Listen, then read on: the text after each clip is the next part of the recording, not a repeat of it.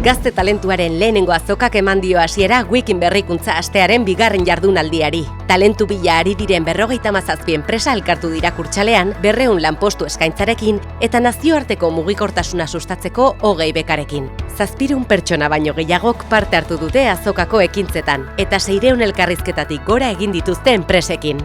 Estamos contentos porque reunimos diferentes tipologías de empresa, tanto por su tamaño, desde más pequeñas hasta más grandes, como por su edad, tanto por ser empresas jóvenes, pero también por ser empresas de mayor edad, más consolidadas y que llevan años apostando por el talento joven. Kurtsalean bertan, hainbat aditu bildu dira mahai inguru batean, egungo erakundetara talentua erakarri eta profesionalen gaitasunak garatzeko estrategiak aztertzeko. Hay que felicitar a la ciudad de San Sebastián por tratar de tener una estrategia para atraer y retener talento, ¿no? Porque a pesar de que es una ciudad muy especial y que juega con buenas cartas para esta competición, sin estrategia las cosas no van a pasar.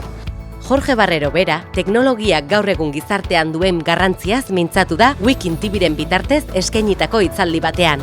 Gainera, gaming arloan sortzen ari diren lan aukera berriak aztertu ditu Orei Esports enpresako arduradun Jon Ferminek. Eta teknologiaren alderdi artistikoaz aritu da Itainovako zuzendari orokor Ester Borao. Atzo eta gaurko emakume zientzialariei buruzko topaketa ere izan da akuariumean. Donostiako hainbat zentrotan lan egiten duten 5 emakume zientzialari elkartu dira euren ikerketei buruz hitz egin eta historiako zientzialari handienetako batzuk omentzeko.